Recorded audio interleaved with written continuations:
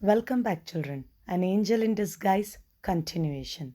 In last class, we had learned how mother of three children died on her own threshold in drunken fit, and three children, John, Kate, and Maggie, how they were left all alone at home in a miserable condition. Even we witnessed how people around who never liked that lady and that family started coming to their home with grave clothes and also some food for their children. Now let us see what will happen. We will see the conversations going on in between the people who came.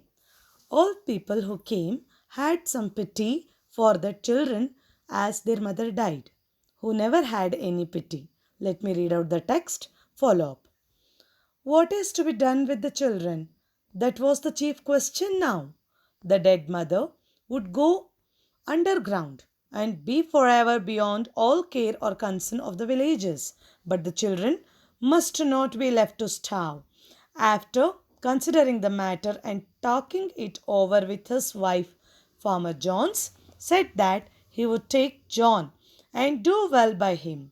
Now that his mother was out of the way, and Mrs. Ellis, who had been looking out for a bound girl, concluded that it would be charitable in her to make choice of Katy, even though she was too young to be of much use for several years.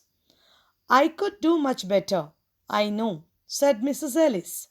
But as no one seems inclined to take her, I must act from a sense of duty except to have trouble with the child, for she is an undisciplined thing used to having her own way.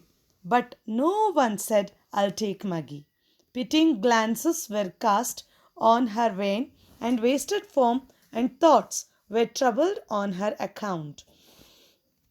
Mothers brought cast off garments and, removing her soiled, ragged clothes, dressed her in clean attire. The sad eyes and patient face of little one touched many hearts, and even knocked at them for entrance, but none opened to take her in. Who wanted a bedridden child? Who wanted a bedridden child? Yes, children. Now, main question was, what will happen with these three children? Fine. Now this dead lady or dead mother will go underground, means she will be buried. Her funeral will happen and she will go forever. With a pity that she left three children in a miserable condition. Now all were worried and they decided that these children should not be left to starve. Means they should not be left uncared. So the people who gathered there, they decided that they will take the children. Whoever is in need of children will select and take away the children to their home, and they will care the children. Now first, Farmer Johns. There was a farmer in that gathering whose name was Johns, who selected John. Don't get confused here.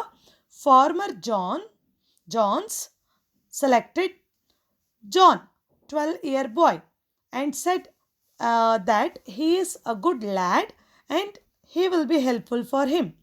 So, Farmer Johns decided to take that lad John. Now, Mrs. Ellis, another lady, was sitting there.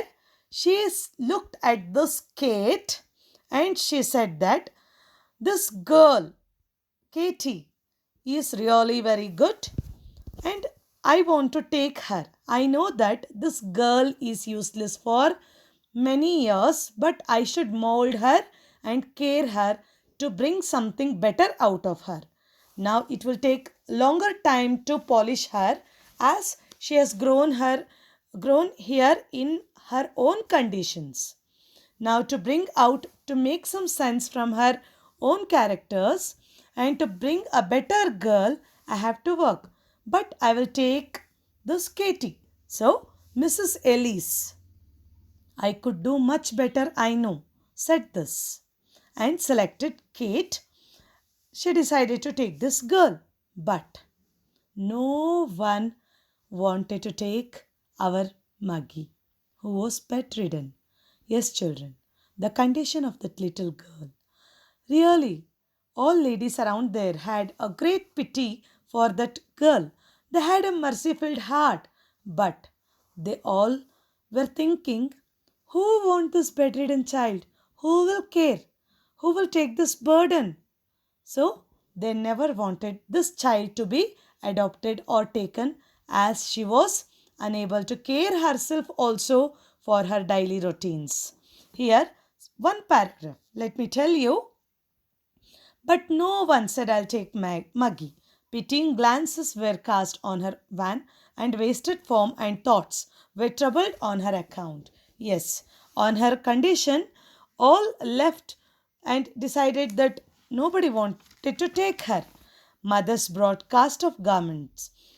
Some ladies over there who were already mothers for little girls brought some old clothes to change her, removing her soiled and ragged clothes. They changed her soiled means she was bedridden, right, children? So she was dirtying her clothes there itself in bed. So the dirty clothes by passing urine and etc. were changed there itself with some old clothes, and her ragged, the torn clothes what she was wearing were cleaned with some clean attire. Attire means clothes. The sad eyes and patient face of that little one touched many hearts. Really, many wanted to take that girl. Her pitiable heart touched many ladies' heart, but no one opened the door of their heart because nobody wanted this bedridden child. Again, in next class, we will see what will happen with this little Muggy.